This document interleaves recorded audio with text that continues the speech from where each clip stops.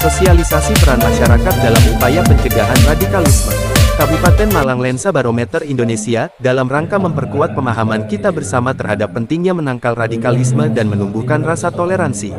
Menuju kondisi masyarakat Indonesia yang majemuk, semakin maju, produktif dan berdaya saing. Bupati Malang Der, H. M. Sanusi, M.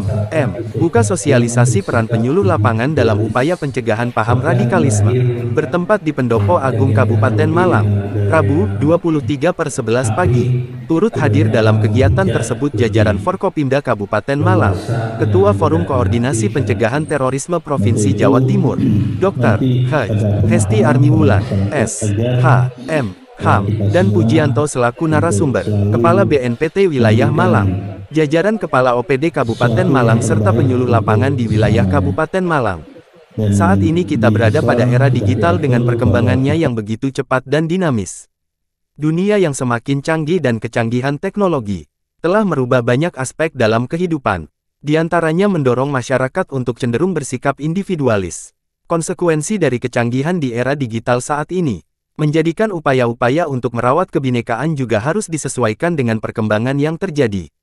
Eksklusivitas dan individualisme masyarakat saat ini memang merupakan ranah pribadi yang sedikit membutuhkan effort dalam menanganinya. Sehingga pendekatan yang dilakukan juga harus bersifat personal untuk menggerakkan motivasi dari dalam diri sendiri. Forum-forum seperti ini menjadi strategis, karena dari sinilah kita dapat belajar untuk berpikir kritis, dan memahami bagaimana cara untuk menjaga sikap toleransi. Termasuk bagaimana kita sebagai suatu bangsa dapat merajut kebersamaan, menjunjung tinggi persatuan dan kesatuan bangsa di tengah keragaman serta perbedaan, sebagaimana spirit Bhinneka Tunggal Ika yang selama ini kita gaungkan, ungkap Bupati Malang. Upaya-upaya untuk mencegah perkembangan paham radikalisme perlu untuk terus kita lakukan secara masif, terintegrasi dan berkelanjutan. Hal ini juga bertujuan untuk membentengi sikap mental kita, sekaligus mempersempit ruang gerak paham radikalisme yang perkembangannya hampir tidak terlihat dan sangat sulit untuk dideteksi.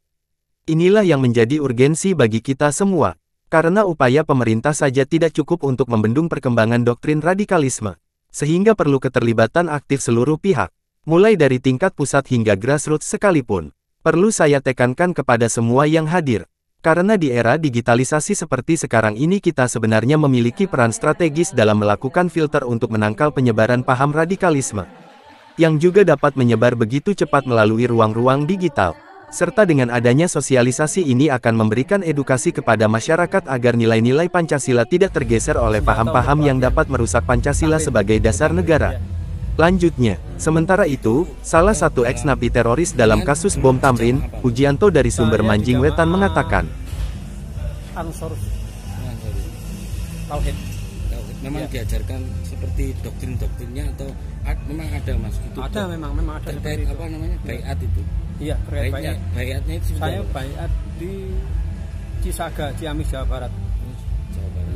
Loh. Enggak, itu kok sampean Mas? Apa itu mulai pertama awalnya itu sampai kok tersangkut itu gimana? Mungkin cara ngemop-ngemopnya untuk memasuki ke jenengan itu gimana? Apa acara? Prosesnya lama. Memang saya lebih cenderung tertarik pada hal-hal seperti itu. Jihad. Gitu ya. Sejak umur berapa? Sejak muda sepertinya. Sejak sebelum menikah saya tertarik hal seperti itu. Gitu ya. Bahkan mulai lulus SMA saya tertarik. Terus itu mulai awal itu tahun berapa Mas zaman kena itu Mas? Saya ketangkepnya tahun 2016 di LP mana itu ya?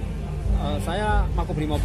Oh, Makobrimob. Sampai berapa tahun berarti keluarnya itu? Sekitar 4 tahun lebih, hampir 5 tahun. 4 tahun lebih ya. Dengan kasus apa itu? Kasus senjata api.